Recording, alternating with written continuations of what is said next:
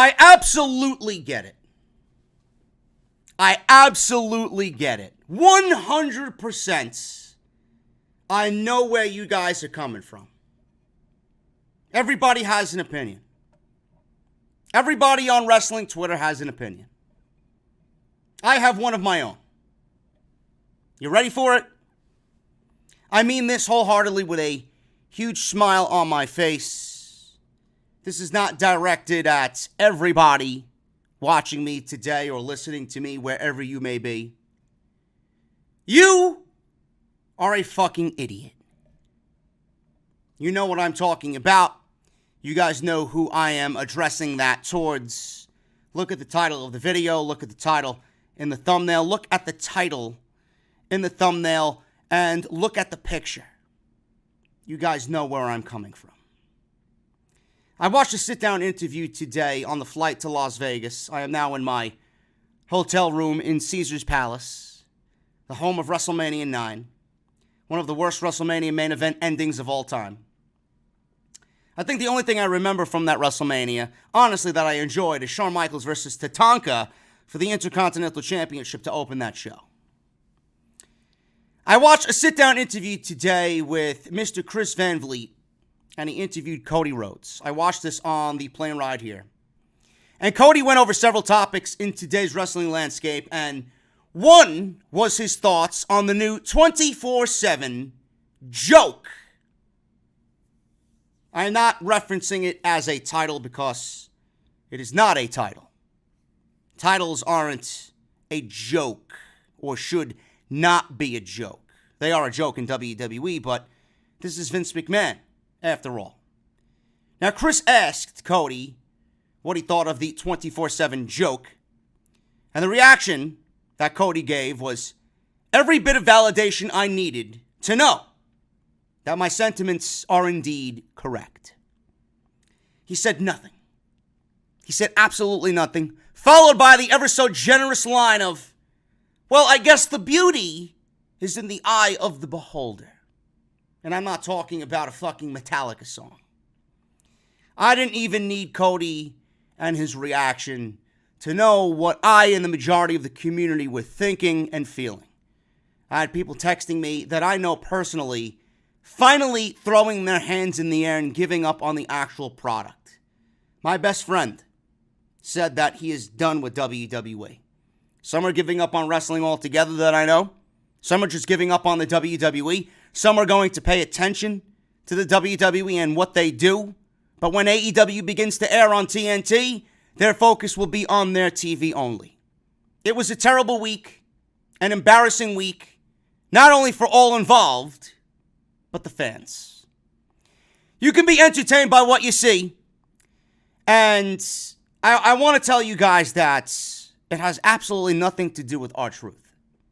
I think R-Truth is fucking great. R-Truth to me is actually worth more than what they are giving him to do in WWE. He is genuine, he is funny, and entertaining outside of all the bullshit that WWE has him doing right now. It's just sad that WWE only sees him in that role.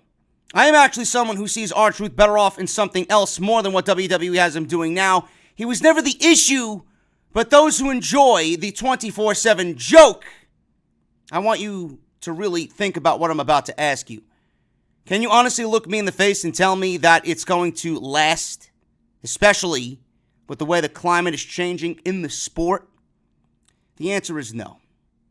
Can you look me in the face and tell me that this would be something you would institute in a wrestling promotion if you were the man behind all creative decisions? The answer is no. There's no way that you could sit down and come up with a creative decision as bad as that and think it is right. Can you look me in the face and tell me that the roster is going to be better off for it because they are on TV now? The answer is no. And I'll touch on that aspect in just a little bit. Can you look me in the face and tell me that this is what Monday Night Raw needs? Monday Night Raw needs to be competitive, and Monday Night Raw needs to look legit in the eyes of the people watching. That's what they need. But does this make Raw competitive and legit? The answer is no. Does it make Mondays Raw again Fuck no. The answer is no. Pro wrestling is a sport, guys. I've had people argue with me on Instagram that it's not a sport. The answer is yes, it's a sport. Some people argue that fact with me, like I mentioned. It's a sport mixed with storytelling, good guys versus bad guys, the vast landscape that allows the imagination to run wild and do things that you really can't do in real life. You combine all of that and it's a recipe for interest to the viewer, and I understand entertainment comes in all facets. But when it's at the cost of embarrassing half of your roster, I say enough is enough. Enough is enough on the anniversary of Owen Hart's death. Enough is enough. The majority of the fans want to be entertained through sports and a sports-like aspect of pro wrestling. We don't want to be entertained by a WWE performer dressing up in drag, trying to evade an entire locker room, chasing him for a prop, ultimately to pin him in the parking lot or in the nearest 7-Eleven, and then proceed to buy a fucking Slurpee to quench his thirst.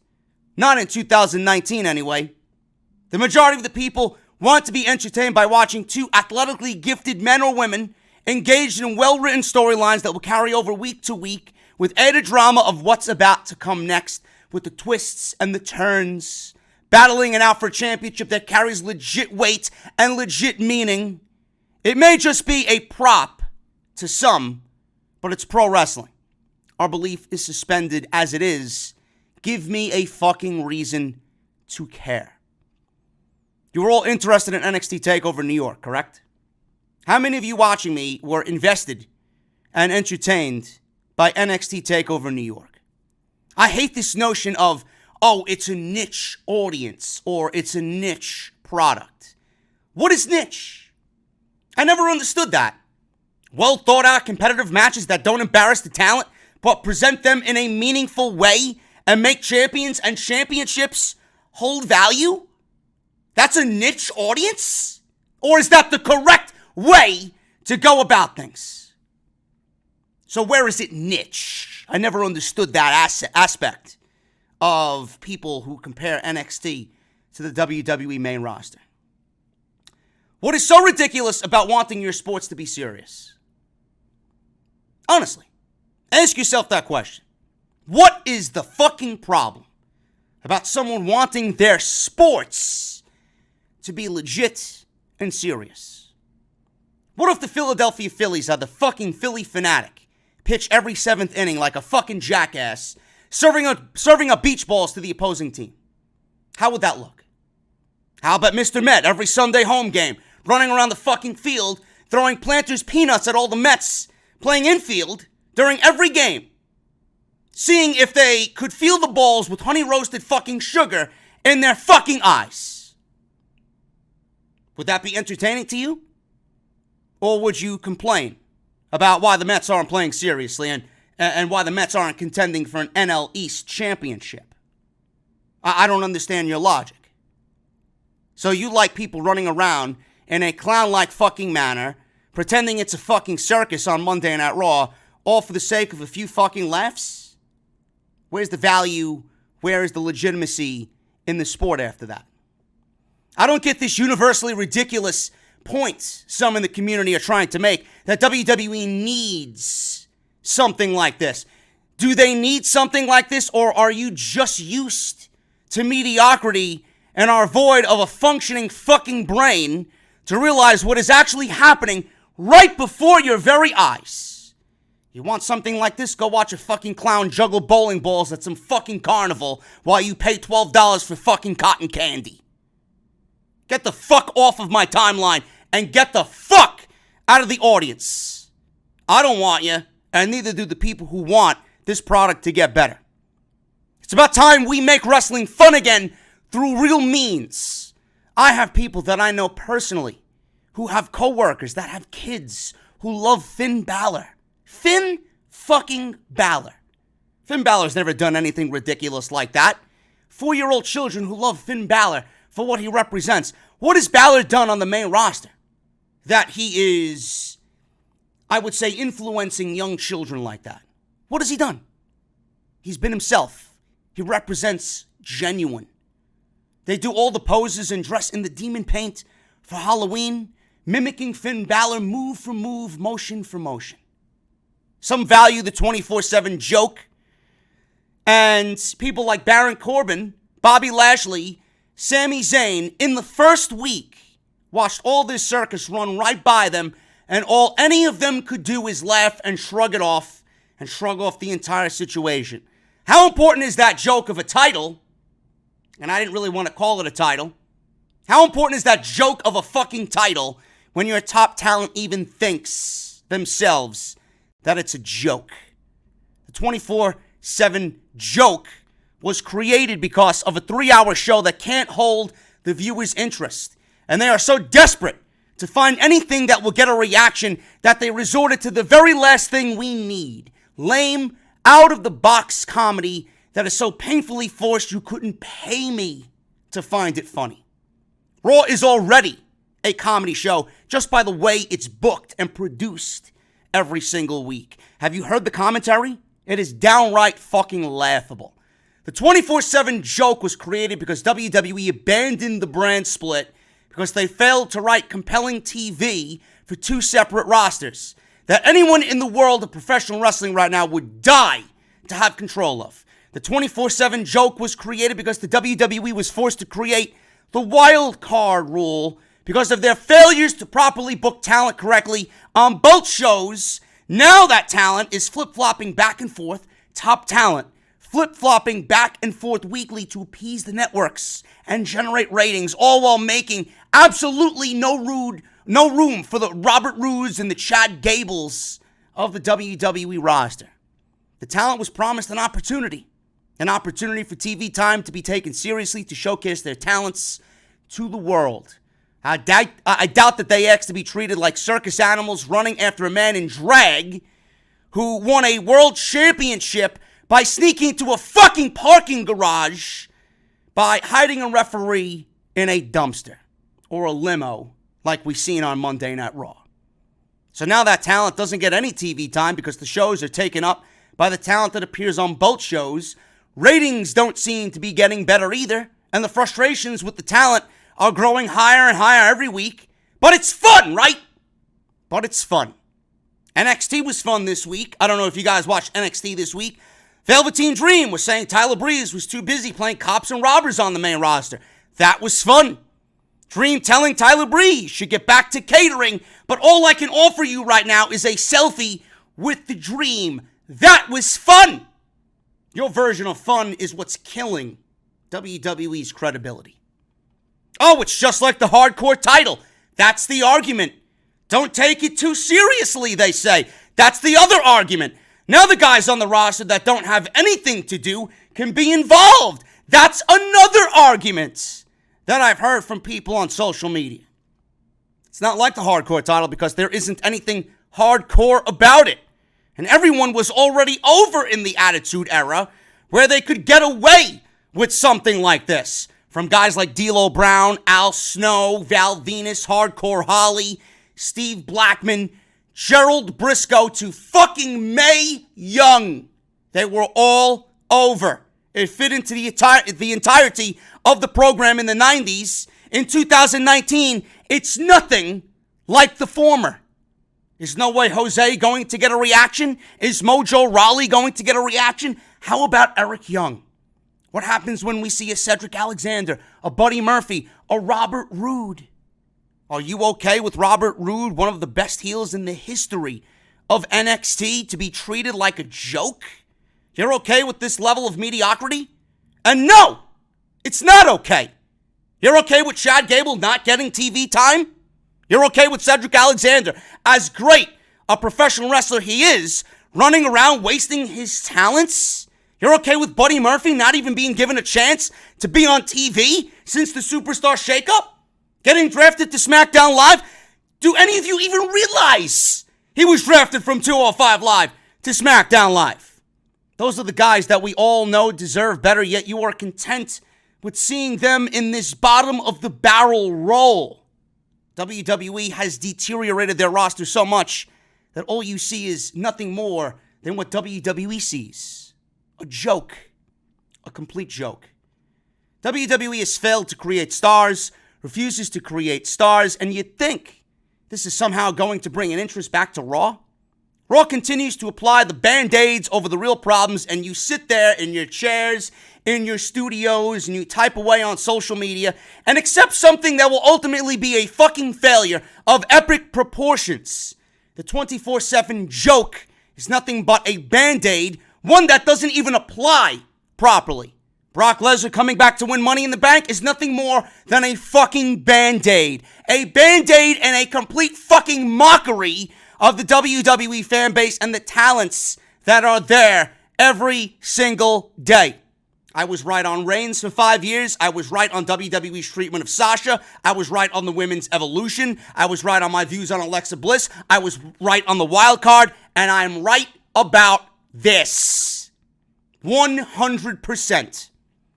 People are desperately afraid to speak up in today's market, especially in this fucking community. And I find that fucking laughable. I just attribute that to being careless and not having the intelligence to decipher what is right and what is wrong on your own accord.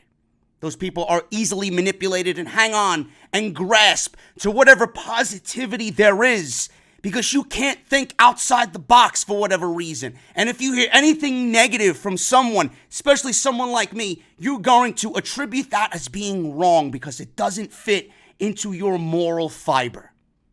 You are ridiculous, and I want nothing to do with you. It's wrong as a society to have negative feelings about anything. People watch the final season of Game of Thrones and voice their complaints every single week, so much so that there was a fan-made petition to redo the entire last season with over 1 million signatures. Yet I get shit for criticizing Monday Night Raw on a weekly basis, when we all know the show is complete fucking garbage. I've stayed true to my morals, and I've stuck to my guns the entirety of this podcast for 275 episodes, and I don't plan on changing. But I have to wonder when AEW hits TVs across the country and WWE starts to see a more competitive, more sports-oriented program that is catching the interest of viewers, how quickly their views are going to change. How quickly they realize that all they needed to do was be a little bit more serious. I'm not saying comedy doesn't have a place in pro wrestling. It absolutely does. It just doesn't belong at the expense of the talent who we all know should be the future of not only the business, but the WWE. It would be a shame for WWE to catch wind of what has been right under their nose the entire time. I've said it for years. The answer lies within their own company. The answer is NXT. I don't know what else I have to tell you guys in regards to this fucking joke. We need a more serious product. If we aren't getting a more serious product, and if this is the answer of WWE for the failing ratings, if this is the answer that they're going to give, it's only going to get worse. Because people are going to attribute that as not trying. And when something more serious comes along and people see another promotion taking their shit seriously, and WWE is here acting like fucking Ringling Brothers in Barnum and Bailey Circus, where do you think people are going to go? No matter what big name they drag from the past to show up on Monday Night Raw, no matter what legend they wheel out in a fucking wheelchair to speak on Monday nights, when WWE starts seeing other promotions, AEW, start getting more serious, what's going to happen then? Is WWE going to own up to their mistakes? Are they going to finally give us the product that we need? The product that I've been telling you that they should be presenting on Monday and Tuesday nights? It's right under their fucking nose. The cheat sheet is right there. All you need to do is seek Triple H. He has the answers. This is Off the Script, episode 275, live from Las Vegas. This is episode 275, part number 1. We got a lot to go over right here on this weekend's Off the Script.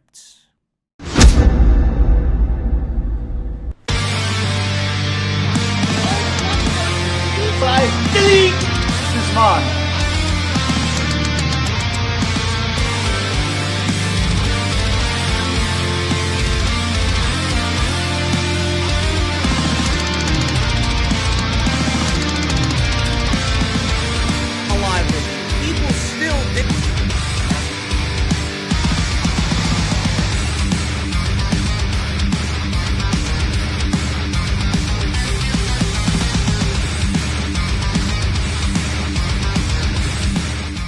What is going on, guys? Thank you so much for joining me here on the podcast tonight. It is Double or Nothing weekend, man.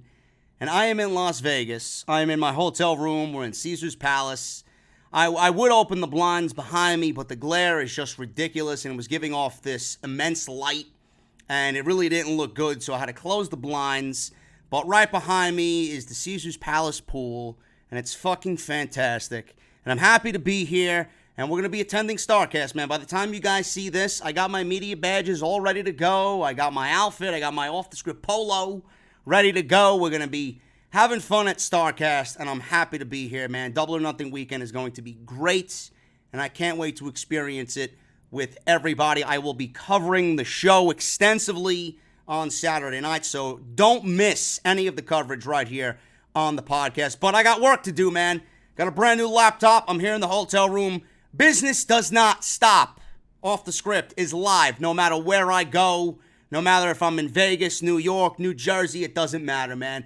I am here delivering the podcast like I only can right here on Off the Script. It's episode 275. This is part number 1 to begin your weekends, man. Memorial Day weekend. Gonna be great. Got a lot of news to go over, man. Apparently, the 24/7 title was not a creation of Vince McMahon. It was actually an effort by USA Network to help ratings. We're going to go over this. An exclusive from Sean Ross Sapp of FightfulWrestling.com. We'll go over that as well. Plus so much other news on the 24/7 title. Mick Foley's blaming himself for the poor reception of the 24/7 title. WWE actually considers it a jobber's title. This is what I don't understand. People are living and dying by this thing, and people in the WWE think it's a joke themselves.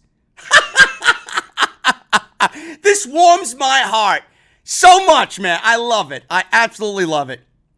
Jim Ross doesn't approve of the 24/7 title. WWE planning way more comedy segments with said title. Yeah, that's exactly what we fucking need. And I got much more, man. With Monday Night Raw, WWE experimenting with a grittier feel in the third hour of Monday Night Raw. Raw was completely disorganized this week. Chaos backstage. We're going to go over it all right here on the podcast. Make sure you guys follow me on social media, man. Please make sure you guys follow me on social media. This is JD from NY206 on Twitter and Instagram. And I've been posting on Twitter. I went out yesterday afternoon. As soon as I got off the plane, man, I had to have myself a delicious craft beer.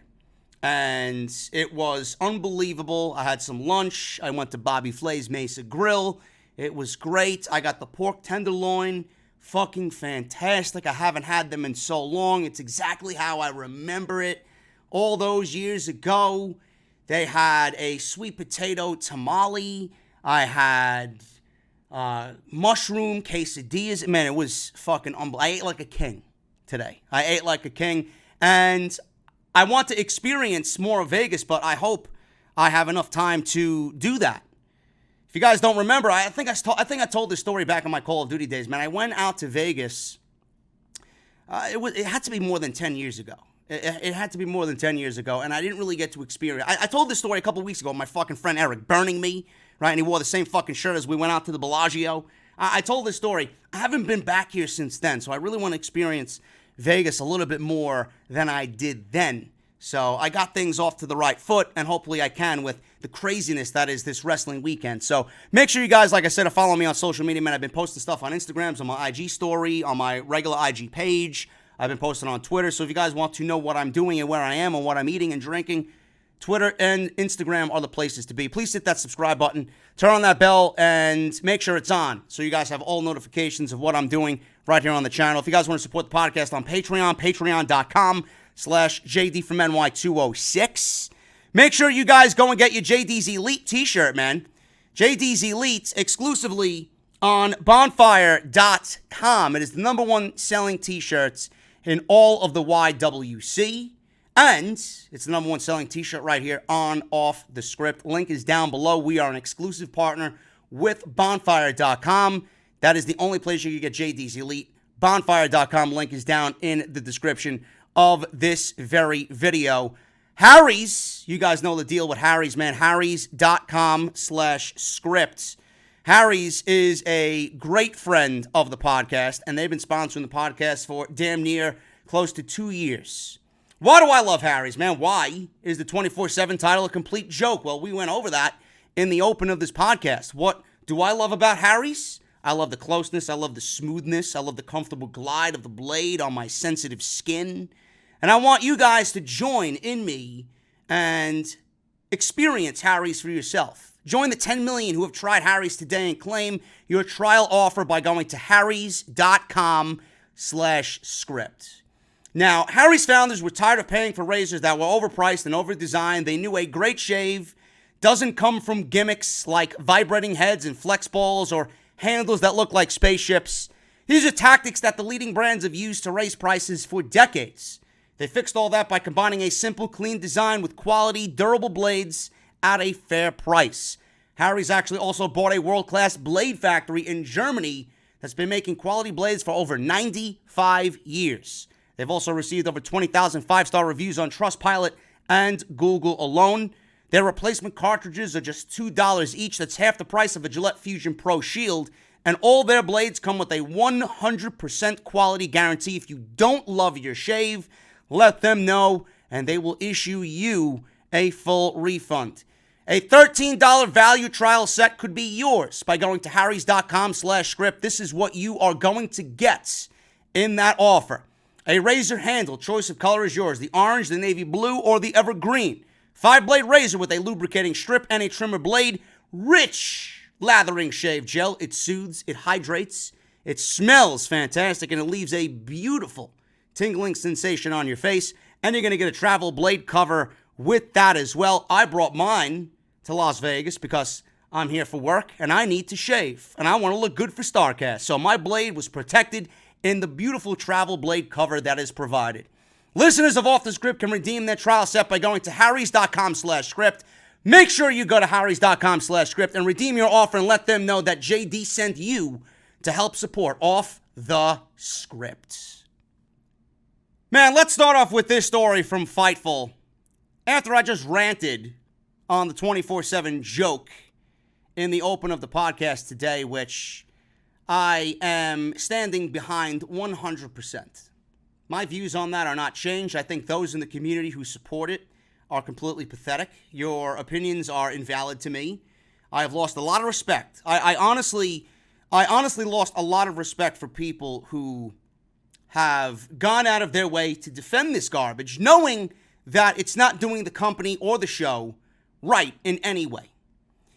And I was on the plane here coming to Las Vegas, and I read this story on the plane from FightfulWrestling.com. Dave Meltzer of the Wrestling Observer newsletter reports that the WWE created the 24/7 title in an effort to appease the WWE Network, who has been complaining of declining ratings in the third hour. According to the report, USA Network has sent WWE all kinds of ideas as of late, and all the ideas were terrible. I don't even know what to say about that. All kinds of ideas. And the ideas were terrible. Of course they were fucking terrible. The ideas that are being recommended to the WWE are coming from faceless suits and ties. They're coming from people in corporate over at the USA Network who probably don't even watch Monday Night Raw. Because if they did watch Monday Night Raw, then a fix for this show would have been instituted well into what we're seeing now. It would have been done a long time ago.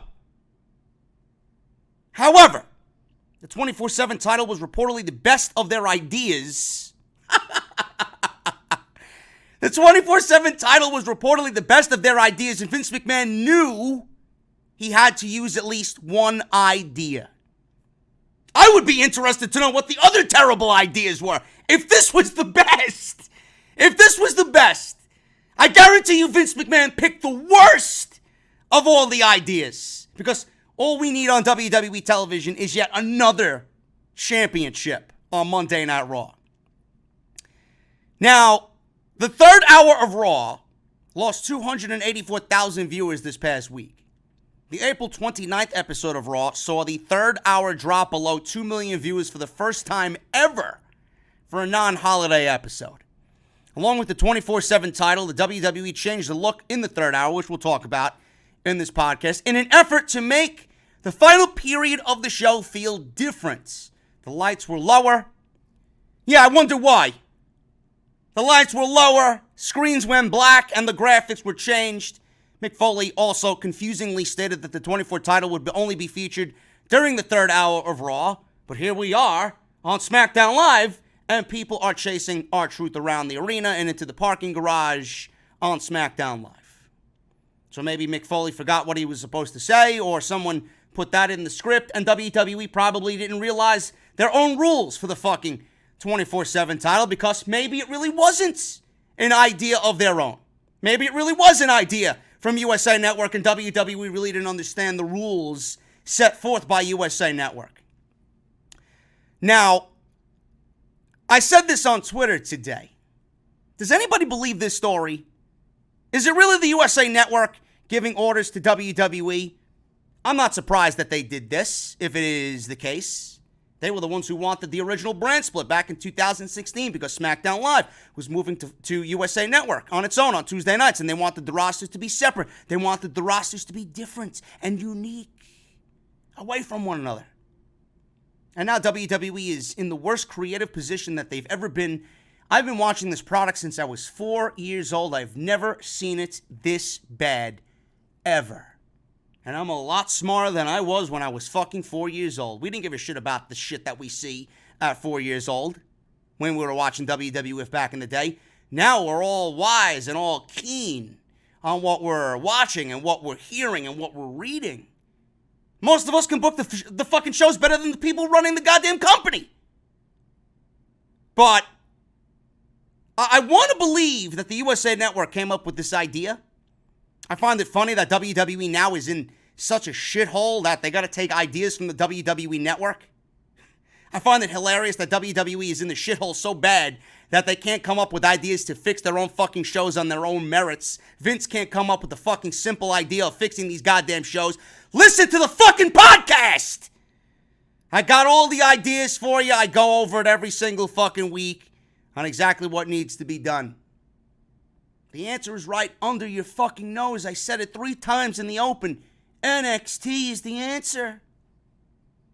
How stupid is WWE going to look if they pay attention to AEW?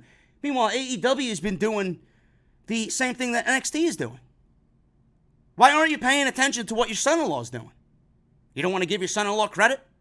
You got to start looking at the fucking enemy to gain influence and gain inspiration to make your shows better?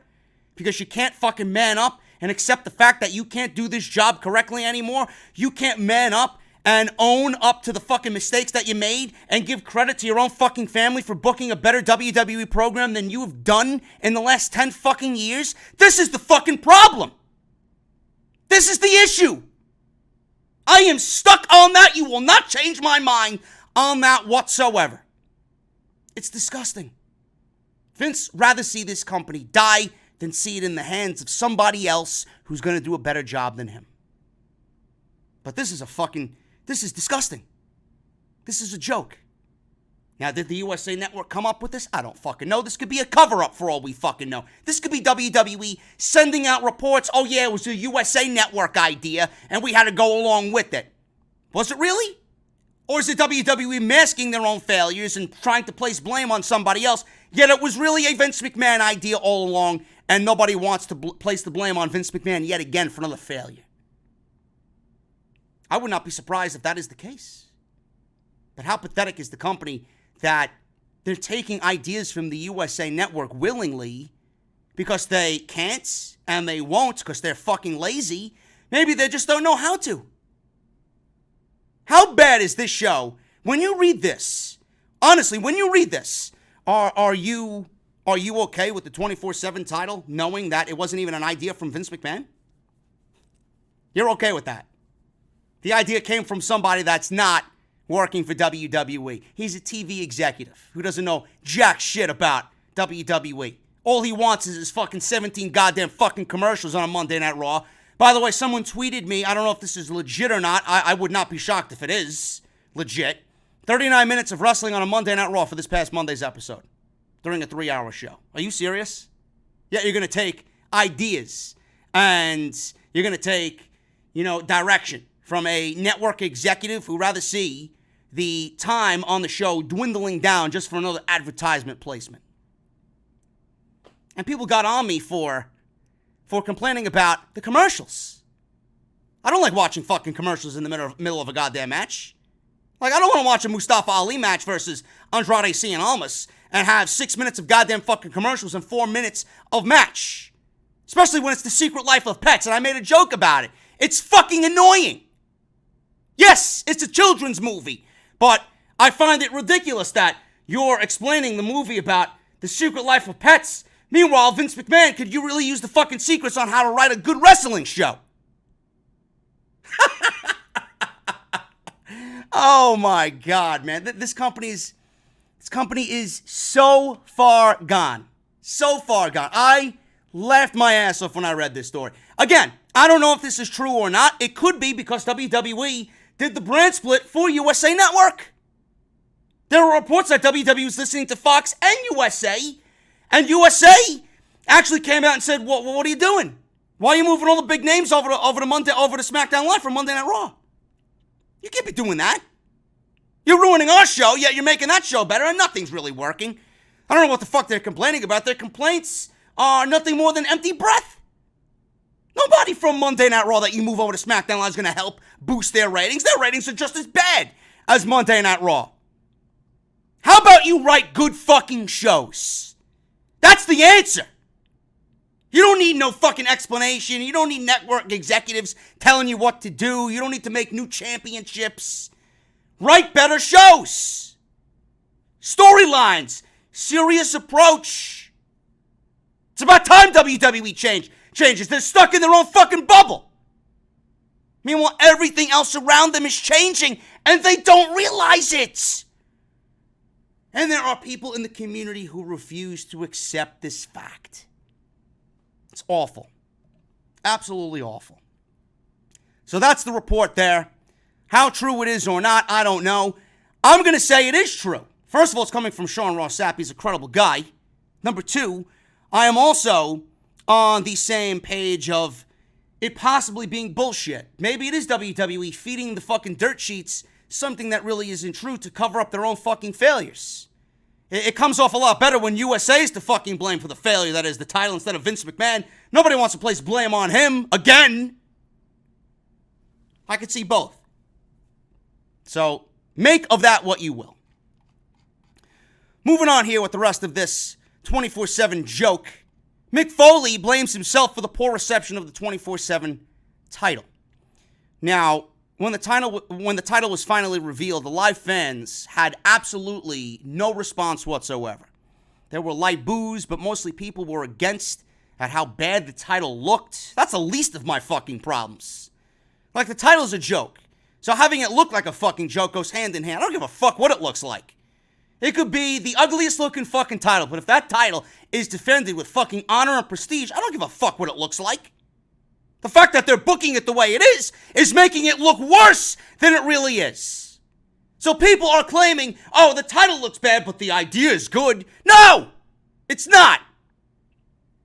The IWC, the majority of the IWC, outside of a few bad seeds, who, like I said, your opinion is completely irrelevant to me, everybody agrees with me for the most part. Foley later commented that he thinks that fans will enjoy the 24/7 title, but he only wishes that he could have done a better job in hyping it up. I think the crowd was hoping for the return of the classic hardcore title. Thanks for the compliment, but I felt like I came up pretty short on that promo. Nobody's fault but my own. Yes, I think the audience will begin enjoying the 24/7 aspect pretty quickly. I just wish I had kicked it off with a better promo. Foley, listen, Mick is not to blame at all. There's absolutely nothing that WWE could have done to write a promo for Foley to go out there and sell this thing and people believe it. There's no fucking way. Foley could have jumped off the fucking Hell in a Cell again in 2019 and throw himself through the goddamn announce table in 2019, and nobody would have fucking given a shit if that was the title that he was coming up with. Nobody gave a shit. It wasn't Foley's fault. I don't know why Foley is blaming himself for WWE's shortcomings. Foley was sent out there with a dead concept, and the crowd reacted accordingly. So Foley is doing the political thing. Foley is doing the good soldier deed by taking the fucking bullet. He's taking the bullet. Instead of actually saying, you know what, maybe this isn't fucking working. Maybe instead of going out there, have the fucking balls to say, well, I don't think this is going to work, man. This is not really what the company needs. Maybe WWE should do something else to try and generate interest for these shows. This is not the answer. So Foley accepts the task. He goes out there. He's a fucking, he's a meat shield. He's in the fucking firing line. And he's just getting all the shit thrown at him, and people are blaming him. He's blaming the fucking reaction that the fans got on himself. That's terrible. If I'm WWE, I would feel miserable about myself knowing that Foley is absolutely feeling the blame for this thing. Mick, it's not your fault. It was a dead concept. The fucking title was dead before you even took it out of the bag. How can anyone blame Mick Foley for this? Calm down. The title will be gone in a month. I guarantee you, everybody that's finding this exciting and fun, the honeymoon phase is going to fucking drop off very quickly. Very quickly. I just feel bad for Mick Foley thinking that he is actually to blame for the poor reception. What did you expect from that crowd? Did you expect people to fucking be jumping out of their goddamn seat? Come on. So much so, Cody Rhodes laughed at it. He didn't even say a goddamn fucking word in that interview with Chris Van Vliet. Not a goddamn fucking word. And you guys should see Chris's reaction to it. Yeah, I know. Cody's reaction was all you needed. Again, I reiterate, when AEW starts doing things the way that they should be done, is WWE going to follow them? Are they? I can't wait to see what WWE does. WWE even considers the 24/7 title a jobber's title. WWE introduced this title on Raw. Completely garbage. Waffle House. I love me some Waffle House, man. I remember I was down in Orlando for WrestleMania 33, and I was there with Cronin. We went out to Waffle House late at night after WrestleCon. We sat at a Waffle House. I loved it. It was great. I love me some Waffle House. Waffle House got in on the fun of trolling WWE's new title design. At least it's given R-Truth some comedy material because R-Truth is a genuine fucking funny guy. I enjoy R-Truth's type of comedy. But how many people can pull that off? Especially after what I detailed in the opening of this show. There's no way you're going to give that shit to Buddy Murphy and Cedric Alexander and find them to be legit after they get their hands on the 24/7 title. It's a joke, and WWE thinks it's the same thing as well. Brad Shepard of the Oh You Didn't Know podcast, said that one of his sources in WWE confirmed to him that the company was aware that the new title was not received very well by the live audience. He also had some pretty interesting things to say about how the title is perceived backstage as well. He says, and I quote, I asked for feedback on the 24/7 title introduction and the 24/7 segments from Raw, and a source in the WWE thought the artwork and the design of the title was pretty disappointing and stated that this was a jobber's title to give those guys something to do. So WWE is forced to give these guys something to do because of their own shortcomings and their own failures, because they can't book the shows accordingly. And with the wild card rule, this is what the cretin on social media isn't thinking about. This is my job to think about this. This is my job to raise these concerns. So they merely wanted something for these guys to do. Meanwhile, you did everything on WWE television to not give them something to do, because the wild card completely killed 99% of all that aspect. The wild card rule is going to see Roman Reigns on both shows, Elias on both shows, The Miz on both shows, Becky Lynch and Charlotte and Lacey Evans on both shows, Bayley on both shows, Seth Rollins and AJ Styles on both shows, Kofi Kingston and Daniel Bryan on both shows, Randy Orton on both shows. Do you think that the mid-card and the lower-end guys are going to randomly just appear on Monday Night Raw when the limit is 4 or 5? I don't even know the fucking rules anymore. Nor do I care. You think WWE is going to waste a spot on Zack Ryder and Kurt Hawkins going to SmackDown Live? You think WWE is going to waste a spot on Apollo Crews? They had fucking Apollo Crews come out on Monday Night Raw. He didn't even show up on SmackDown Live. He got drafted to the fucking brand. But he shows up on Monday Night Raw to battle Mojo Rawley in a squash match that ended in 90 seconds. You think WWE is going to go about doing that on their shows, wasting a spot that could have went to a upper-level guy? This is WWE's fault. Oh, we need these guys to have something to do. Whose fault is that? The wild card rule ruined everything. Now you have this joke, and now you're treating the rest of the roster like a complete piece of garbage. Everybody's going to look worse off for it. And nobody realizes that this is nothing more than a huge fucking Band-Aid over a bleeding wound that will not stop bleeding. Now listen, I've said I wanted the brand split to end in certain aspects. I didn't want the brand split to completely go away. I wanted there to be separate brands. Mid-card and main events. You can have those guys rotate every year for a fucking shakeup or a draft. Merge the tag team divisions, merge the women's divisions, and you're all set to go. 205 Live, get rid of the fucking brand, put them on Monday Night Raw, and have them be on Monday Night Raw and SmackDown Live. That's a great way to fill time on a show, but here you are. You'd rather fucking fill the show with goddamn fucking comedy than actually get someone over. When WWE looks in the mirror and they realize that their ratings are tanking when Brock Lesnar is not there, then you'll know why. And I'll be here laughing because I've been giving you guys the exact reason as to why everything is happening, yet I'm the fucking asshole who's always negative. Really? Am I the guy that's always negative, or am I the guy that's always speaking logic and truth to his audience? Or am I the guy that's speaking on how things should be done in the company because I've been watching this fucking thing longer than most of you have been alive? Am I really that wrong? Or am I right? I think it's the latter. Jim Ross doesn't even approve of the WWE 24/7 title. Dave Meltzer reports that WWE will be introducing this title, right? He went on Monday and said that this was going to be a wild card title of sorts. So clearly this is going to span both shows. He was not wrong in that aspect. He didn't get the name right, but it's the execution in which of the title, the way it's executed, he got it right exactly. Jim Ross seen this and seen the title, and he went on social media to say the championships have lost a ton of importance. Titles have never meant less in pro wrestling, at least in my career, than they do now. Now, Jim Ross was actually commenting on Lance Storm, bringing to the IWC's attention that WWE currently has 11 championships and 14 people with belts on the main roster. That is a lot of gold just hanging around, but it could also be so many titles that WWE has simply lost track of. Now, if the 24/7 title is going to be a staple on WWE television moving forward, that will make a dozen titles with 15 champions on WWE's main roster brands. WWE already has so many championships that they can't even afford to defend all of them on pay-per-view.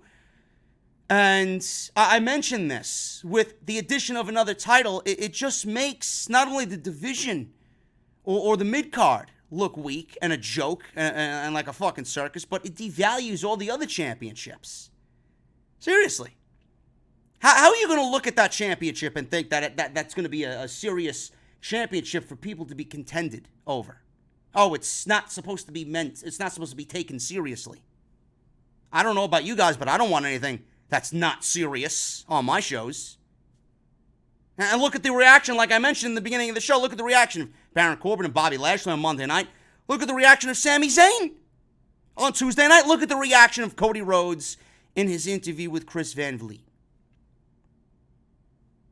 That's all you need to see. If they don't take it seriously, if two mid-card guys, or if two mid-card, main event, whatever the fuck you want to call them, two main event guys on Monday Night Raw, a mid-card guy in WWE and Sami Zayn, and an executive vice president of another fucking rival company doesn't think it's important or think it's a legit championship. The wrestlers don't even think it's a legit championship to even go after. Why should I? Maybe you guys should really think about what the fuck you're watching and then typing on social media, because you're coming off like a complete fucking clown. Jim Ross is absolutely 100% right. Championships have never meant less than they do now. 100% right. WWE is planning way more comedy segments with the 24/7 title. Mike Johnson said on PW Insider Elite that the fans should expect to see plenty of comedy to come as the 24/7 title continues. He says, and I quote, "They put in the referee, and he has to be there, so we're going to get comedy spots where the referee just happens to show up like they did last night with R-Truth." He mentioned this after Monday Night Raw with R-Truth and Bobby Roode, where the referee was just sitting in the limousine. How bad does that make Bobby Roode look when R-Truth, of all people, is able to outsmart him? I don't know what else to tell you guys. Oh, but JD, it's not meant to be taken seriously. Oh, it's entertaining. Meanwhile, you're watching a show that's going down in flames.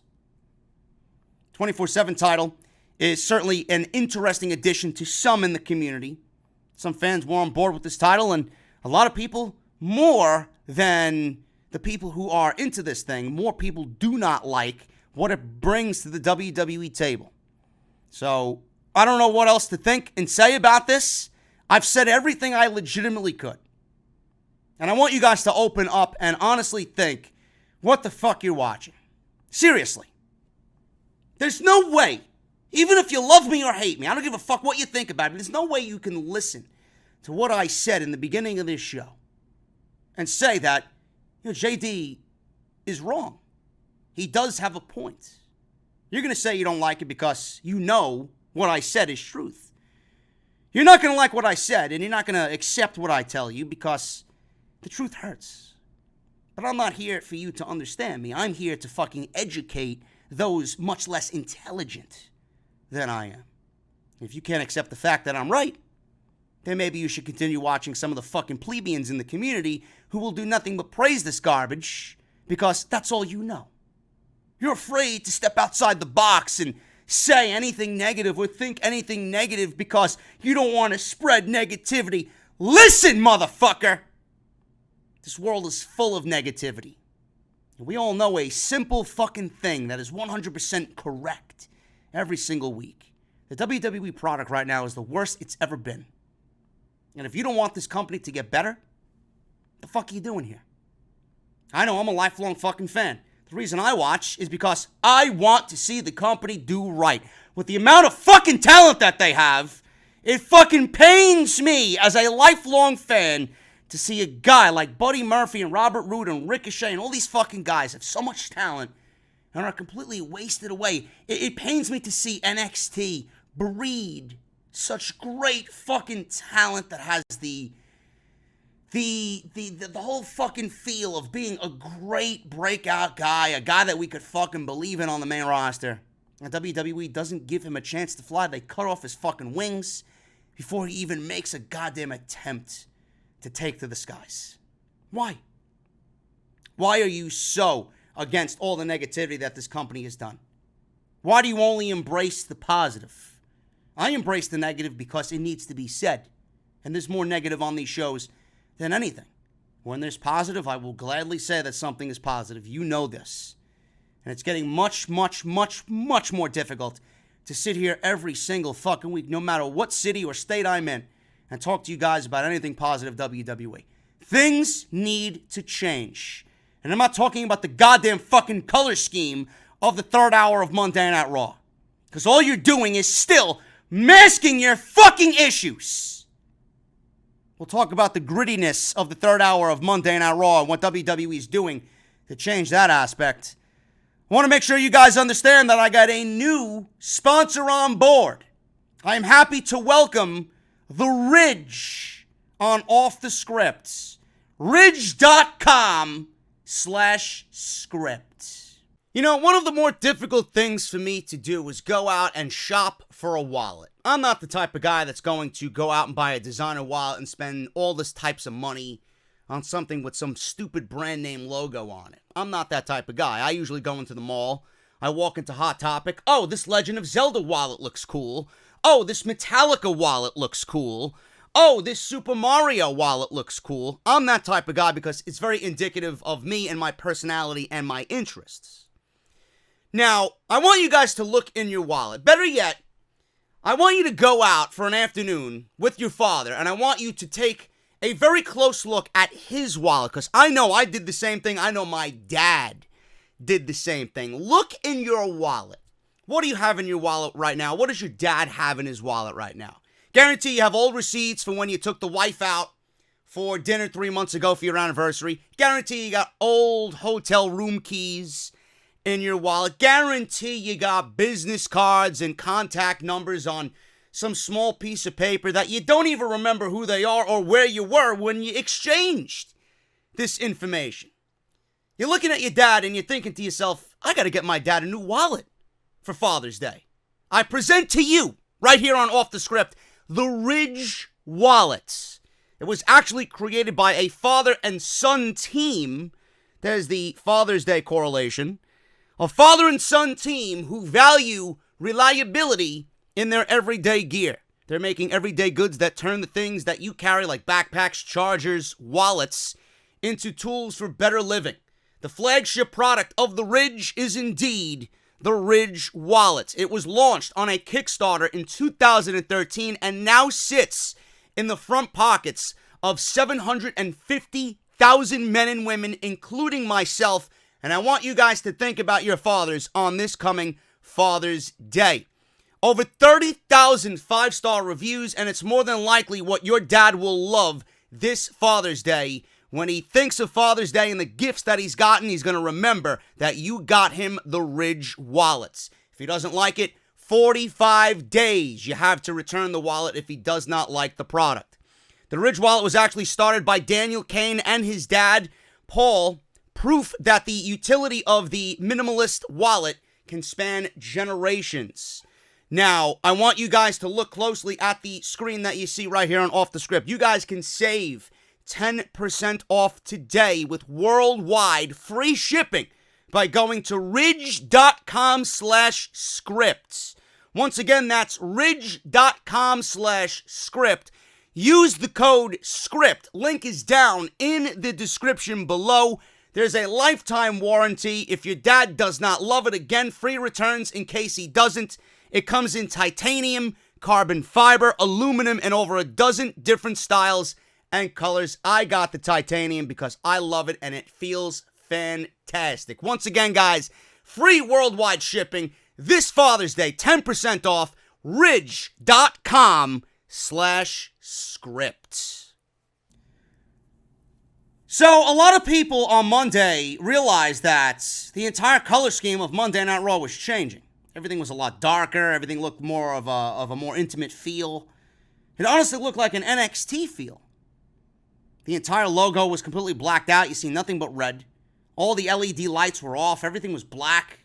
The crowd was blacked out. I wonder why. You think WWE blacked out the crowd to make it a little bit more intimate on Monday Night Raw? Or did they black out the fucking crowd to hide and mask the fact that people are leaving the goddamn fucking building because the show is complete fucking garbage? I think that's the reason. Now, I really couldn't tell. But that's why WWE does those types of things. Now, all of a sudden, they want to make Monday Night Raw more intimate and more gritty and more edgy. You certainly ain't producing an edgier content or an edgier product. WWE is experimenting with grittier feel on Monday Night Raw. They need to pull up the ratings somehow, and it seems like they're trying to gain even more viewers. What difference is it? What difference does it make by changing the look and the feel of the show if the fucking content that goes into the third hour is just as bad as what we've been seeing for months? Nobody's gonna fucking stick around because, oh, look, the show looks different. You're just clinging on to fucking hope at that point. Some fans might have noticed that there was a difference this week in Monday Night Raw as they tried to garner more interest for the third hour of the show. Sean Ross Sapp noted on Fightful's Raw post-show WWE is going with a grittier feel for the third hour of Raw. This means different color graphics and darker lighting. It could also mean that some more mature content could be coming, depending on how things go, because WWE wants to make Raw Raw again. They want to make Raw Raw again, and they want to use a Trump catchphrase, which I don't hear people saying anymore, really. I don't really pay attention to the political landscape of things, but instead of making Raw Raw again, we don't really need to make Raw Raw again. We need to make WWE great again as a whole. And it starts at the fucking top. All of what you're doing now is nothing but a fucking excuse. How can we make things stand out? You're dancing around the problem without addressing the actual problem. The show, it doesn't matter what the show looks like.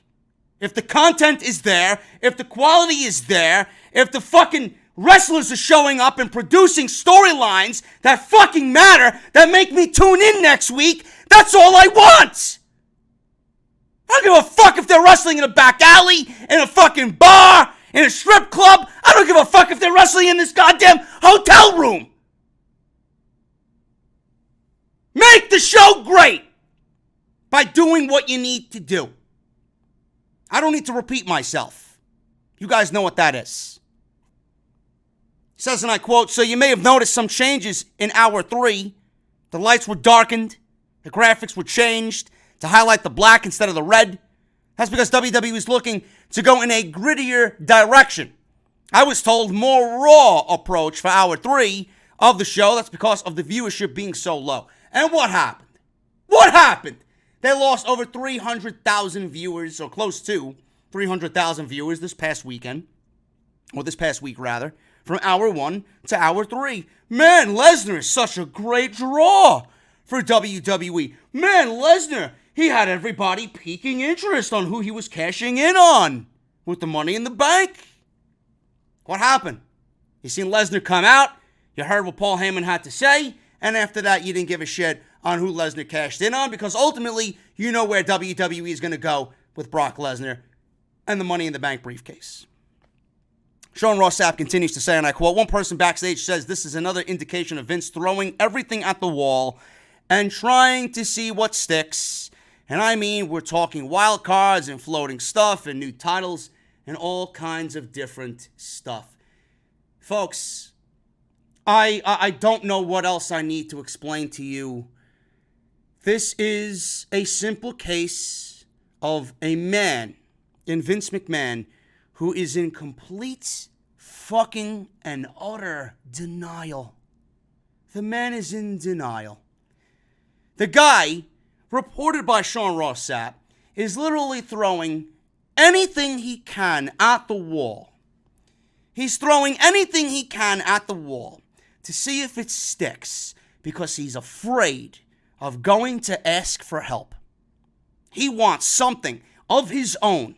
He wants something that he came up with on his own to stick, so that he can stick the idea to everybody else and brag about himself. Look at me. Look at what I did. Look at me. I fixed Monday Night Raw.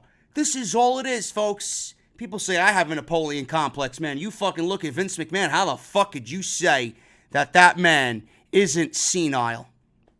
That man has a bigger Napoleon complex than fucking 1,000 JDs. I have a Napoleon complex, just like everybody else has a fucking Napoleon complex, man. But my Napoleon complex isn't the same way as Vince McMahon. This man is so fucking void of any logic. This man is so afraid to seek outside help because it's going to make him look inferior. That man is absolutely fucking set to be delivered to a mental asylum and never to be seen again. Do you see how damaging this man's fucking attitude is? On what planet, at that age, do you think a guy that's 74 years old can legitimately run a company that has the mentality now in the vast changing climate of pro wrestling that is a much younger demographic? How does anybody in this company realize the 74-year-old CEO that's running that company, how do they ever think that he is going to mesh with the younger audience of today's generation? How? Why? Shit like this pisses me off. Man, this shit pisses me off more so than anything having to do with the 24/7 title. It's ridiculous. Throwing shit at the wall because he's too afraid to ask Triple H, listen, son, I need help. Stephanie, I'm coming to my own family. I need help. I don't know what to do. How do we fix this before we get to Fox in October? Oh, let's bring back Brock Lesnar. Look, the ratings were increased. Lesnar was there. We got a 2.6, 2.7 on Monday night. So what? So what? How long do you think Brock Lesnar is going to show up to work and deliver those ratings? When you give him a title, he disappears for 4 months until a major pay-per-view comes around. How many Money in the Banks are you going to be able to give Brock Lesnar? How many big matches are actually left for Brock Lesnar in the WWE? How many people were turned off at the fact that you wasted Brock Lesnar in that match while you killed 7 other guys for 30 fucking minutes? How many people realized that Mustafa Ali was supposed to win that goddamn fucking match, and he didn't even realize until 15 minutes before he had to go through the curtain? He was told that he was going to win the match. And he's told 15 minutes before he gets sent out there to break his fucking body. Yeah, you're not winning. Lesnar's going to come on in, climb the ladder, do nothing, and win the match. Awesome. Awesome. And you know why they did it? Mockery. You know why they did it? Because Vince McMahon is afraid to do anything outside of the box. God forbid we give the briefcase to Andrade. God forbid we give the fucking briefcase to Mustafa Ali. God forbid we give the fucking briefcase to a Drew McIntyre. I would have much rather seen Baron Corbin with the fucking title or the briefcase. Brock Lesnar? All to pop a fucking Band-Aid type rating. And people are jumping on the fact, oh, look at JD. He's wrong again. The ratings increased. I guess he doesn't know. Vince McMahon and Vince McMahon's mentality is always going to be right. Vince McMahon is always right and JD's nothing more than a smart mark. Really? Meanwhile, I'll be sitting here fucking 6 weeks from now laughing at all of you that the ratings are back down to where they are. Or where they should be. Or where they were 4 weeks ago. Fuck out of here. You think Brock Lesnar's the fucking answer for the ratings? Give me a break. If Brock Lesnar was so sought after, Brock Lesnar would be generating 3.5 ratings for WWE. Basketball playoffs or not, I don't give a fuck who the Warriors are playing. I don't give a fuck who's going to the NBA Finals. This shit's been going on for decades. Monday Night Raw's been on the air for 26 years. They've been and seen everything that you can imagine on TV. They've braced everything. Now you're going to start blaming shit that's always been there as an excuse? Vince McMahon's grittier feel is nothing more than a fucking, again, another dart at the wall. What do we got to do? What do we got to do to change the show to make it better? How else can I avoid the fucking issues and avoid asking for help and avoid doing what is right because all I want is the self-gratification of everybody in the company to boost my ego even more? This company is a fucking failure. I've never seen more of a joke than when I look at WWE. There's nothing more in my life that I look at and I laugh at more than WWE. And I wish it wasn't the case. Grittier feel? Fuck out of here. Absolutely ridiculous. So, Raw, not only with the grittier feel, Raw was completely disorganized again backstage. Bryan Alvarez told Dave Meltzer during the Wrestling Observer Live on Monday, I think I replayed the first 5 seconds of their Raw coverage over and over and over again. Man, I couldn't help but laugh every time Bryan Alvarez spoke. Let's talk about this disaster of a Monday Night Raw episode, because that's exactly what it was. Bryan Alvarez said this, and I quote, "It wasn't a disaster, it was just very disorganized. Just a lot of things changed. The show was going on, that's all. You know, I won't say it's a disaster. Disaster is a funny word because when I watched the show, I never thought the only thing on the show I thought was a disaster was the 24/7 stuff. Bryan Alvarez is my spirit animal. He really is. The rest of it was just normal, boring stuff, but apparently backstage it was extremely disorganized and things were being changed as the show was going on. Matches were changed, you know, And maybe that's why Baron Corbin got pinned. Maybe. Who knows? Maybe things changed in the main event. They keep some of the segments. It's not like they nix everything. They just change some percentages of it because Vince is on a whim. What are you going to do? I have no explanation for this. It is what it is. Vince McMahon will continue to book WWE programming as he sees fit and continue to avoid all the issues. Raw being disorganized, this is a common thing every single week. Meanwhile, you know what I find funny? How, again, I'm just comparing this to the fucking Chris Van Vliet interview with Cody Rhodes. Because Chris brought it up.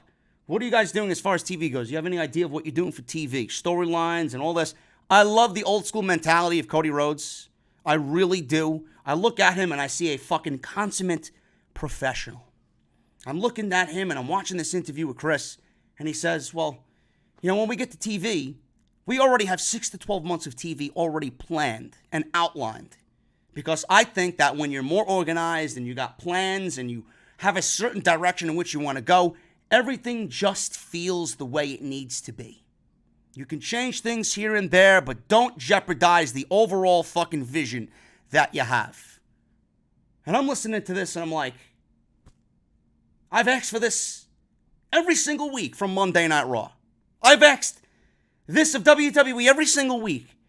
And here I am asking for this one simple thing, and a promotion who hasn't even had a fucking show yet is delivering on that aspect, and they haven't even done a goddamn fucking TV show yet.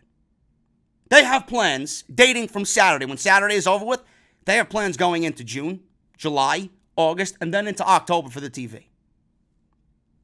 I mean, they just came up with the fucking concept of the World Championship. The Battle Royal and the winner of the Jericho-Omega match are going to battle it out for the World Championship. From there, they already have plans. You don't think these guys have fucking plans and ideas about where they want to go?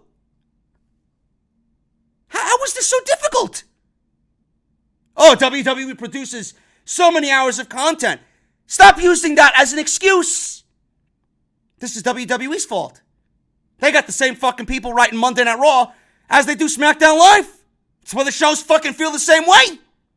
Meanwhile, it wasn't that way. They split half of the fucking creative team, put them on Monday, the other half on SmackDown Live. That's why things felt differently. You got fucking 16 guys on one show, 16 or 17 guys on the other show. You don't have 37 fucking people Monday and Tuesday writing the same fucking shit, ultimately to be changed the day of. As the show is on at 9 o'clock, the show is still being changed because Vince McMahon doesn't know what he wants to do. Brock Lesnar was snuck into the building on Sunday night, and he didn't even have the balls to tell the fucking talent that's in the main event that Brock Lesnar was going to win the goddamn match. How is this a man who respects his fucking talent? Kofi Kingston is a perfect example. The guy took the spot of Mustafa Ali, and WWE did not factor Kofi to get over the way he did. They gave Kofi the main event because they had to give Kofi the main event at WrestleMania. Because if they didn't, they would have never heard the end of it. Do you think Kofi Kingston coming into January, February, going into the Elimination Chamber was factored into the WWE Championship match? Kofi wasn't decided to fight Daniel Bryan until 2 weeks before fucking WrestleMania. The WWE Championship was decided at WrestleMania 2 weeks before the actual fucking show, the biggest show of the year. Meanwhile, the WWE Championship should have plans set in motion coming out of the year's previous WrestleMania. You should know who is going to be the champion going into WrestleMania, and you should know who you want at the top of your list to be the next guy to take the title. How difficult is that? Yet this is a company that you find all this positive in. Why is JD so negative about WWE? If you don't like it, stop watching. How about you fucking grow a pair and call WWE out on their bullshit? How is this right? We all know Monday Night Raw's in this shithole. Now you know why. It's the same goddamn fucking story every single week. I want one show that is organized and written 7 days in advance. I don't expect WWE to have 6 months of fucking program written out going into Monday Night Raw. 7 days. 7 fucking days. That crew leaves Monday Night Raw. You got them working Tuesday. That's a day in which they're not writing, because they're writing for fucking SmackDown Live. After Monday, they go back to Connecticut. They sit in the boardroom, working a 9 to 5, 9 to 6 schedule every single week, every single day. There's no fucking reason why Monday Night Raw, with the talent that you got, you can't write a fucking show that's already on Vince McMahon's desk by fucking Thursday. Friday, the latest. So that gives you a good 72 fucking hours before you get to Monday Night Raw. And Vince McMahon ultimately changes everything anyway. Thus, we get the fucking chaos backstage. You want an answer on how to make the company better? Get this fucking guy out of the office. If USA Network really knew what was going on and why the ratings were declining. If USA Network could pull the strings to get Vince out of his position, I wish it would happen. WWE's progress in finding a continuity supervisor for Raw scripts. Mike Johnson noted on PW Insider Elite that WWE is still on the search for a continuity supervisor. In fact, they might not even really have started the search yet. I think they could use one after the fucking Foley promo we got for the 24/7 title. Well, the title's only going to be defended in the third hour of Monday Night Raw, yet it's a 24/7 title. Meanwhile, it's only defended in the third hour of Raw, and here I am watching it on SmackDown Live. I guess it's just not the third hour of Monday Night Raw then, right? As far as them hiring someone, he says, and I quote, as far as them hiring someone for the storyline continuity supervisor, I'm told that it's going to be a very important position in the company and a well-paying position in the company going forward. I was told they have not found an individual yet. I don't know if they're even starting officially to interview for that position. End quote. Just like they can't write a good fucking Monday Night Raw, there'll still be a fucking ad out for this position well into the fall and winter months. They still will have not found a continuity supervisor. And what continuity? What? Doesn't fucking matter. Vince is going to go and change anything anyway. So they'll be paying another fucking idiot all this types of money to basically sit there and cry and complain anonymously on a fucking podcast that he hates his fucking job. Raw ratings improved with Brock Lesnar's return. The hourly breakdown of hour 1 to hour 3, 2.68, 2.58, and 2.29. Lesnar's such a draw. Man, they couldn't wait to see him. Either one, they lost interest, or two, WWE. You know, they thought they were slick, putting Lesnar in the fucking main event segment. Oh, well, we're not done here because we know Rollins and Kofi still aren't done, so we'll hang around. You'll hear from us again. It's either the people lost interest or they knew Brock Lesnar was not going to announce who he was fighting. And WWE gave it away on who he's cashing in on anyway, because they went on SmackDown Live the next night and proceeded to book Kofi Kingston versus Dolph Ziggler for the WWE Championship in Saudi Arabia. Man, I wonder who Brock Lesnar's gonna fucking challenge and cash the briefcase in on. Is he gonna make it a triple threat match? Doubt it. Or is he gonna go after Seth Rollins and get the Universal title back on Monday Night Raw? What difference does it make? He can become the Universal Champion and then via the wildcard rule could show up when Vince asks him to on SmackDown Live. What a way to ruin the fucking cash-in. They did that with Dolph. I don't know how many of you guys thought that. Well, they announced Dolph Ziggler versus Kofi Kingston.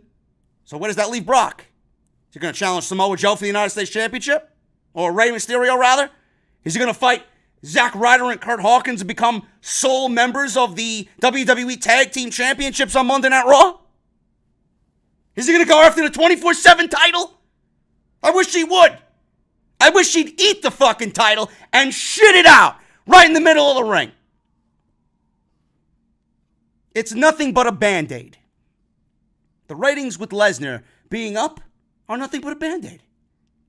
Everybody was going to watch Monday Night. Well, the people who are still interested in this fucking hokey shit are going to watch WWE Raw after what had happened. They made a newsworthy moment. The only reason why they gave Lesnar the fucking win and Money in the Bank was to generate interest on Monday night. How sad is that for an Almas and a Ricochet and a Black and everybody else trying to fucking main event these shows? Yeah, we'll trot out Brock Lesnar and have him win the Money in the Bank briefcase, eliminating the efforts of Drew McIntyre and Baron Corbin and Finn Balor and Andrade and Ricochet and Ali. Everything's a waste. We'll waste these guys' efforts to pop a rating on Monday night because people will tune in to watch Brock.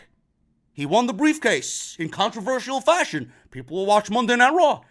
That's what they risked those 7 men for. Yet you're nothing but positive about the company. Pathetic. WWE employees hates the wild card rule, calling it a crutch. Oh, man, you guys know how I feel about this shit, man. I've gone into this in depth. Even they know. Sean Ross Sapp said on Feiffel's Money in the Bank wrap-up show that he's spoken to some people in the company, and all but one of the people he's spoken to hates the idea of the wild card rule. He says this, and I quote, he's hoping they end that wild card rule. All but one person I've spoken to in the company hates the idea of the wild card. They hate it. Several of them stated, oh, I wouldn't hate it if it was one person on a show, but it's a crutch. Not only is the wild card rule being used as a crutch to bring bigger names to each brand, but it has done nothing but push the spotlight away from everybody that would have gotten an opportunity for a genuine brand split. I don't need to reiterate myself. You guys should know that. If you don't, I don't know what the fuck you're doing. Ruby Riott, there's a reason why this woman has not been on TV, and thank God we got a legit reason. I'm glad to know that WWE is not intentionally keeping this woman off of TV. WWE announced that Ruby Riott will be out of action as she underwent shoulder surgery. Another surgery is also planned. No return date was mentioned in the official report from WWE, but she needs to still have both shoulders operated on. This is certainly bad news, and it also explains her absence from television. So I'm wishing Ruby Riott the best. She is legitimately one of the most talented women on that roster, and I hope when she comes back, she's 100%, and WWE sees something in her that we have not seen WWE give her in this first initial run. She's too good to be wasted. And I say that I'm like a broken fucking record. I say that about Ember Moon. I say that about Bayley. I say that about a lot of women that I find a very big interest in. And WWE just doesn't push them because they're not an Alexa Bliss. Speaking of Alexa Bliss in-ring status is still not looking good. Dave Meltzer discussed Alexa Bliss on the Wrestling Observer Live. And Alexa Bliss was booked in a match on Monday Night Raw where she stood at ringside and legitimately did nothing but drink a coffee. I don't even know why she is out there. If she's not cleared, she should not be on the fucking show. He said this, and I quote, so did you know what people think? You know, when they see Alexa Bliss out there, they think she's cleared because she was in the match even though she didn't do anything. I've had people go on and say, oh, they must have cleared her. It's like, she didn't do a goddamn fucking thing. Alexa Bliss didn't even get on the apron during the match. She stood at ringside and drank her coffee in her wrestling gear. Yeah, people want to know why I shit on Alexa Bliss. Oh, she's good on the microphone. What microphone are you talking about? The one that she's holding up on stage while she's conducting a piss-poor fucking talk show? Or the one that's in my fucking pants? Hopefully, Alexa Bliss can get past these concussion symptoms. What concussion? She was in the fucking Royal Rumble. She barely wrestled a match coming out of the Royal Rumble. She wrestled Bayley, in which she didn't take any offense from Bayley at all. Remember that 3-minute squash? What did she do? Did she get a concussion in the match with Naomi while she was trying to tie her shoelaces? Or did she get more surgically enhanced aspects to her overall character that she needs recuperation time for? Which is it? Concussion symptoms is nothing more than a fucking cover-up. Because WWE, if this woman was dealing with concussion symptoms, she would be nowhere near a fucking ring. Nowhere. Because Alexa Bliss, I don't know what the fuck you're trotting her out there for. She's not adding anything to the show. She's not making the shows better. And without Alexa Bliss, I wouldn't even know she's fucking there to begin with. Why is she there? She doesn't make the show better. She doesn't make the show worse. Just keep her off television. Keep her off television when you are ready to bring her back. Other than that, all you're doing is making the woman look like a complete fucking joke. Finally, guys, we're going to get the hell out of here. Being that I'm in Caesar's Palace and StarCast is happening right down below me, want to send my thoughts out to Ric Flair recovering from surgery. He will not be here this weekend for the Ric Flair roast here at StarCast. According to TMZ, Ric Flair is out of surgery. He is recovering at home. His doctors say the procedure was a success as well via his wife, Wendy Barlow. This is amazing news because there was a huge deal about Ric's health. Doctors say the procedure was a success. It isn't clear exactly how long Ric Flair needed to be out or how long he will be out, but, he is very glad he got through this surgery. Hopefully he can remain active and not have to go under the knife again for a very long time. Flair had to pull out of StarCast due to his recent medical situation. He got his pacemaker removed and replaced, and there were delays in the initial operation, and then there were complications, so he could not make StarCast. It was a big bummer for fans who bought tickets, hoping to see Flair and Steamboat recall some of their famous matches, but the Ric Flair roast was going to be a huge part of StarCast that now will have to be canceled for a later date. In an update, StarCast issued the following statement regarding Flair and refunds for the show. They say this, and I quote, "Unfortunately, Ric Flair's medical condition will not allow him to fly to Vegas this weekend. Of course, that means his meet and greets are canceled, and we have now begun to refund process with Eventbrite. We expect all refunds to be submitted by the end of the week. The roast of Ric Flair will be postponed to a later date, yet to be determined. As such, we will also be refunding the open bar bracelets for the Ric Flair roast as well that were purchased. Ric also had meet and greets with the Horsemen. These will be refunded as well, but we will have an alternative option available during the same time. Put on a Ric Flair robe, hold the original big gold belt, and have your picture made with the Horsemen against what looks like to be the old WTBS set. To be clear, the current meet and greet with the Horsemen will be refunded, but this new experience will be made available for purchase at 8 p.m. This was, I believe, last week sometime.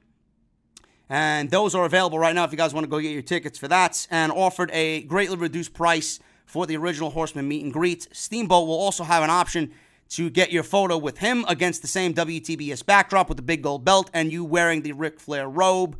Again, the original Flair Steamboat meet and greet will be refunded, but this new experience will also be available for purchase. So make sure you guys go check that out if you are interested in that to compensate for the Ric Flair roast being canceled. The Nature's Home, he says. This is officially from Ric Flair's Twitter. The Nature's Home, thank you all for everything and the incredible staff and doctors at Gwinnett Medical Center. Once again, I am so thankful for all my family, friends, and fans for all the love. At this time of my life, I never take it for granted. I will be back up and wooing in no time. We can't thank you enough for your continued support. So there you go, guys. So if you're at StarCast, that is what they are replacing with the Ric Flair roast. I'm getting out of here, man. Thank you guys so very much. I am going to try and get downstairs for the rest of StarCast tonight and maybe grab a beverage or three. So thank you guys so very much. I hope you enjoyed this podcast live. Not really live, but coming to you from Caesar's Palace here in Las Vegas via StarCast and Double or Nothing weekend for All Elite Wrestling. I will try and be back tomorrow for more off the script. I got much more to cover. I do have a part 2. Other stories that I have this weekend, WWE Superstars were told different on the Money in the Bank ending. I have everything you need to know what went into the ending of Money in the Bank. So don't go anywhere, man. Much more to come this weekend right here on Off the Script. Make sure you guys go and get your JD's Elite t-shirts, man. Bonfire.com. Link is down below in the description.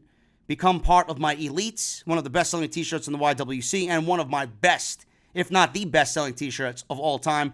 Bonfire.com. Link is down in the description. Follow me on social media, man. JD from NY206, both on Twitter and Instagram. Hit that subscribe button down below. Turn on that bell for all notifications. If you guys want to support the podcast on Patreon, patreon.com/JD from NY206. Ridge Wallet. Get 10% off. Code SCRIPT at checkout. Make sure you guys do that. Father's Day is coming up. It's a great product. And I got mine right here, man. Ridge wallet, it is fucking awesome. I got the Sunburst Titanium, and I'm loving it. All your cards come out nice and easy. It's fucking awesome. Love it. Father's Day's coming up. I'm sure your fathers would appreciate that. Harrys.com/script for your free trial. And make sure you guys go check out all the other videos that you might have missed this week on the channel. Again, don't forget, hit that thumbs up, and I will see you. Hopefully, I'll see some of you at StarCast on Friday. Until then, guys, thank you so much. I'll see you right back here for part 2 of episode 275 of Off the Script. Have a great weekend. I'll see you guys tomorrow. Double or Nothing. I will be covering the show as soon as it's over right here on the channel with the podcast. It's going to be a great weekend, man. Hope you guys enjoy it, and I'll be here to cover it all for you. I'll talk to you later.